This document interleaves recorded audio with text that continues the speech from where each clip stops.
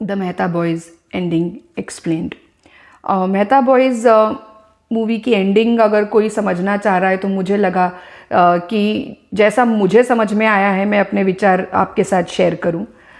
तो मूवी में हम ये देखते हैं कि अमय मेहता जो है, शिव मेहता का बेटा, वो एक आर्किटेक्ट है और वो एक बहुत ही डिलैपिडेटेड ऐसे एक घर में रह रहा है और वो बहाना दे रहा है कि क्योंकि वो मुंबई का कॉस्ट ऑफ लिविंग जो है अफोर्ड नहीं कर पा रहा है, इसीलिए वो एक ऐसे घर में रह रहा है। बट उसने टॉप फ्लोर चुना क्योंकि उसको वहाँ से व्यू अच्छा लगता है। और उसका घर बहुत ही अस्त व्यस्त, एकदम गंदा पड़ा हुआ, किचन गंदा, और वो ऐसे ही फ्रिज में से ठंडी इडलियाँ निकाल के खाता है। कोई रेडीमेड चटनी होती है उसमें नल का पानी मिला के इडली के ऊपर डाल के, यानी वेरी डिस्गस्टिंग तरीके से वो जी रहा होता है अकेला। ये हमने देखा। बट ऐसी फिल्म आगे जाती है, बाप बेटे के रिश्तों को रिश्ते को रिश्ते की गहराइयों को डिटेल आउट करती हुई मूवी आगे जाती है। और जब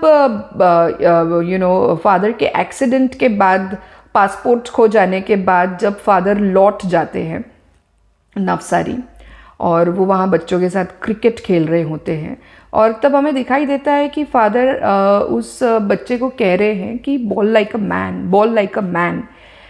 और फिर वो खो जाते हैं जब वो बच्चे को देखते देखते ये कर क्या रहा है, ये कर क्या रहा है। तो वहाँ से एक्चुअली है ना, ये जो क्लाइमैक्स है मूवी का, वहाँ से शुरू हो रहा है मेरे ख्याल में। वो उस बच्चे में अपना बेटा देख रहे हैं कि कैसा मेरा बेटा अभी भी ये किन विचारों में पड़ा हुआ है, क्यों ये अभी भी कौन सी जंजीरों में जकड़ा हुआ है, और क्यों ये अभी तक अंडर कॉन्फिडेंट है, क्यों अपने फियर्स को फेस नहीं करता है। उसे उन्हें वहाँ अमय ही याद आ रहा है, अमय ही दिख रहा है। वो अमय को ही कह रहे हैं ball like a man, ball like a man. और उसका प्रभाव अमय के ऊपर भी हो रहा है और वो बच्चे के ऊपर भी हो रहा है। वो बच्चा भी जैसा शिव चाहते हैं उस तरीके से वो बॉलिंग करता है, फास्ट बॉलिंग वो डालता है। और बमन ईरानी यानी शिव मेहता जो है इस वक्त बच्चे की, मतलब वो भूल चुके हैं कि उनको बैटिंग करनी है करके। वो सिर्फ इस पे फोकस्ड है कि जो वो रिजल्ट चाह रहे हैं उनके बेटे में आए या उस बच्चे की बॉलिंग में आए, वो बस आ जाए। वो प्रतीकात्मक रूप में दिखाया गया है कि बच्चे को बोल रहे हैं बॉलिंग करने के लिए, बेटे को बोल रहे हैं ढंग से जी, आदमी बन, ढंग से जी। ये दिखाया गया है एक प्रतीकात्मक रूप से। और जैसे ही वो बच्चा जो है वो सही तरह से बॉलिंग करता है और बॉल उनके चेस्ट पे आकर के लगती है और फिर वो उस थॉट प्रोसेस से बाहर आते हैं, वहीं पे ये दिखता है कि हमें भी अपने विचारों में मग्न है। वो भी सोच रहा है अपने फादर के बारे में, वो फादर क्या कहते हैं। इस तरह से एक टेलीपैथी कन्वे होना कहीं ना कहीं वहाँ पर हमें दिख रहा है। और होता यह है कि एक कुर्सी पर जो सनलाइट आ रही है खिड़की में से, हमें बैठा हुआ है। और फिर वो ऑफिस में फाइल दिखती है, दिस इज़ द वन, जिसे ऑफिस के उसके सीनियर्स बोलते हैं ये एरिगेंट, तुमने इसको टैग कर दिया है, ये एरिगेंट पोस्टर लगा दिया इसके ऊपर। तो वो अमय जो है वो कॉन्फिडेंट होने की तरफ चले जाता है। वो अपने फियर्स को फेस करता है। अपने जो आर्किटेक्ट होता है वो तो अपने डिज़ाइंस को जो प्रेजेंट करने से हमेशा डरता है। वो आखिर बॉस के टेबल पे अपने डिज़ाइंस को रख ही देता है, दिस इज़ द वन, एक उसके ऊपर लेबल चिपका करके। ठीक है, उसके डिज़ाइंस जो है मखीजा उसका सीनियर है, वो उसको रिजेक्ट करता है बड़े ही भद्दी लैंग्वेज में, आउटरेजियस तरीके से। और अब अमय जो है वो चुप नहीं रहता है और वो उसको पूरा अपना लॉजिकल एक्सप्लेनेशन देता है कि किस तरह से मतलब मखीजा कहता है कि ये इमर्जिंग इंडिया को नहीं दर्शा रहे हैं उसके डिज़ाइंस, जबकि जो कौन लॉर्ड क्या नाम है उनका, लॉर्ड जहांगीर है ना, लॉर्ड जहांगीर क्या चाह रहे हैं? लॉर्ड जहांगीर चाह रहे हैं कि ये कोई ऐसी यूनिवर्सिटी वो दुनिया को दिखाए जो इमर्जिंग इंडिया लोगों को पता चले उस यूनिवर्सिटी को देख करके। और अमय ने ताजमहल टाइप कोई आर्किटेक्चरल क्रिएशंस कर करके दिए हुए हैं। तो वो मखीजा कह रहा है कि ये कैसे, ये तो हम 500 साल पीछे चले गए, इसमें इमर्जिंग इंडिया कहाँ है? तो अमय उनको बताता है कि यही तो है इमर्जिंग इंडिया, जहाँ पर नेचुरल एयर कंडीशनिंग हो रहा है, जहाँ पर हीट जो है वो अंदर नहीं आने दे रहा है, इस तरह से कंस्ट्रक्शन किया हुआ है, जालीदार खिड़कियाँ है, हीट बाहर ही रिटेन कर रहा है और जो कूलनेस है वो खाली अंदर पास हो रही है हवा के थ्रू, और उतनी रोशनी फिल्टर होकर के आ रही है, सनलाइट जो है वो फिल्टर होकर के आ रही है। ऐसी कोई बातें वो वहाँ पर अपनी रखता है। और वहीं पर कार्बन फुटप्रिंट कम करने की भी बात होती है, जो कि एक बहुत ही इमर्जिंग और ट्रेंडी कॉन्सेप्ट है आज के ज़माने का। ये भी वो मखीजा को बताता है। वहाँ पे मखीजा बैक ऑफ करते हुए हमें दिखाई देता है। और जो ज़ारा है फिर वो भी प्रैक्टिकली अपने मतलब फिगर्स के हिसाब से तालमेल बिठाते हुए बताती है कि भले ही महंगा हो, कॉस्ट टू कॉस्ट बेसिस पे अमे का जो डिज़ाइन है वो महंगा हो कंपेयर टू मखीजाज डिज़ाइन। और वो एक लॉजिकल एक्सप्लेनेशन भी देती है कि ताजमहल टाइप ये जो डिज़ाइंस है ये इंडिया के क्लाइमेटिक कंडीशंस या जोग्राफिकल वेदर कंडीशंस के हिसाब से इंडिया के लिए ठीक है, क्योंकि इंडिया एक ट्रॉपिकल कंट्री है और वहाँ हमें गर्मी बाहर रिटेन करने की ज़रूरत है, और वो बाहर के जो वेस्टर्न कंट्रीज़ है वो ऑलरेडी बहुत ठंडे हैं, तो उनको ग्लास एंड स्टील मॉडल ज़्यादा सूट करता है, जो मखीजा बता रहा है। बट हाउएवर लॉर्ड जहांगीर को पिछले 18 सालों से glass and steel type designs जो इनकी कंपनी के वो रिजेक्ट होते आए हुए हैं, और वो अपना ये भी एक प्रोफेशनल ओपिनियन रखती है कि ये जो डिज़ाइंस हैं लॉर्ड जहांगीर को अच्छे लगेंगे in her professional opinion, and cost उनके लिए ज़्यादा मैटर नहीं करेगा, because they are going to love it according to her.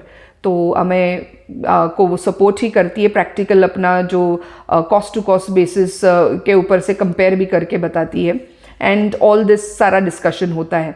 I hope ये आपको समझ में आया कि एक्चुअली इस टेबल पर क्या डिस्कस हो रहा था। इसके बाद जो है हमें नवसारी वापस जाता है। अभी तक हम देख रहे हैं कि घर जो डायलैपिटेटेड था, थोड़ा अब उसमें बम्बू वम्बू लगे हुए दिख रहे हैं, कहीं ना कहीं मतलब कोई रेनोवेशन का प्रोसेस अब उसमें शुरू है। और फिर उसके बाद बेटा फादर से मिलने नवसारी जाता है और फादर को अपने डिज़ाइंस दिखाता है। याद है वो ड्रिंक करते हुए कंप्यूटर लैपटॉप जो है बेटे का बंद हो जाता है, जब फादर बोलते हैं कि तो लैपटॉप नहीं है तो तू काम ही नहीं कर पाएगा।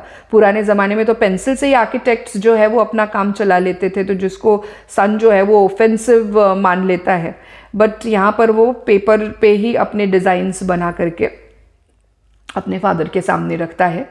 और फादर को उसमें एक्चुअली क्या समझ में आता है और क्या नहीं समझ में आता है पता नहीं, बट बेटे के बर्ताव से, उसके एटीट्यूड से उनको पता चलता है कि इसमें एक बहुत रिमार्केबल इम्प्रूवमेंट हुआ है, और वो किसी फादर की चीज़ से चिढ़ नहीं रहा है, he is just okay with it. और उसी से उनका दिल भर आता है, वो थोड़ा सा रो देते हैं। और जब वो जा रहे होते हैं वो एयरपोर्ट की तरफ यूएसए जाने के लिए, तो फादर अभी भी हैंड ब्रेक पर अपना हाथ रखे हुए हैं, and the sun actually doesn't mind it this time. और लगा नहीं था मुझे कि एक दूसरे को ये हक कर पाएंगे। हक करने जाते ही हैं तो एक बच्चा बीच में आ ही जाता है कि अंकल 1 मिनट और एयरपोर्ट के बाहर, बट फिर भी वो फादर जो बेटे को एक किस करते हैं गाल पे, एंड देन बड़े कॉन्फिडेंट से उस मतलब नज़रें मिला करके एयरपोर्ट की तरफ अंदर जाने के लिए जाते हैं, and then he doesn't look back, okay live your life, I am going, मैं वो कर रहा हूँ जो मुझे करना है, and he is like almost 71 years old। बेटा थोड़ा दुखी होता है, बट देन अगेन वो भी कॉन्फिडेंस से भरा हुआ, ready to live his life with a new start, अपनी कार में जा कर के बैठता है। पर उसकी गर्लफ्रेंड जो है ज़ारा, वो महसूस करती है कि ये फादर के जाने की वजह से थोड़ा है ना दुखी तो है, तो वो अब हैंड ब्रेक पर हाथ रख देती है, एंड वो बताती है कि मैं हूँ तुम्हारे साथ और तुम्हारे फादर भी तुम्हारे साथ ही। हम फिल्म के एंड में ये भी देखते हैं कि अमय अब जब नींद से उठता है, ऑफिस जाने की तैयारी करता है, अब उसका घर जो है वो टूटा फूटा नहीं है, डायलैपिटेटेड नहीं है जैसे फिल्म के शुरू में दिखाया गया था। अब घर की पूरी तरह से मरम्मत हो चुकी है, कहीं भी कुछ भी टपक नहीं रहा है पानी, या ऐसी लीकेज दिखाने वाली दीवारें नहीं दिख रही है, पपड़ियाँ निकली हुई दीवारें नहीं दिख रही है। किचन में वो जाता तो किचन भी एकदम क्लीन अप, एकदम बराबर अरेंज्ड, अच्छे से वो पानी पीता है बिल्कुल अच्छे तरीके से, और फिर वो ऑफिस जाने के लिए जाता है। तो उसकी एक आदत हुआ करती थी पहले के, क्योंकि वो एक अंडर कॉन्फिडेंट इंसान था, तो उसको अंधेरे से डर लगता था, ऐसे प्रतीकात्मक रूप में बताया गया है। तो हमेशा लाइट्स पहले बाहर जाते वक्त ऑन करके ही जाता था। बट अब जब ये पता चल रहा है कि वो अपने विचारों के, नेगेटिव विचारों के जकड़ से बाहर आ चुका है, तो अब उसे डर नहीं लग रहा है, या डर लग भी रहा है तो वो उसे फेस कर पा रहा है, और अब वो लाइट्स क्योंकि ज़रूरत नहीं है तो ऑफ करके जा पा रहा है। तो ये भी मुझे आपसे शेयर करना था। यहीं पर फिल्म एग्जैक्टली एंड होती है। And I hope you also like this film. And आपके इसके बारे में थॉट्स क्या है, आप चाहे तो मुझे कमेंट सेक्शन में बता सकते हैं। If you liked my way of expressing my thoughts, and if you liked my style of narration, then do like, share and subscribe. Thank you. See you in the next video.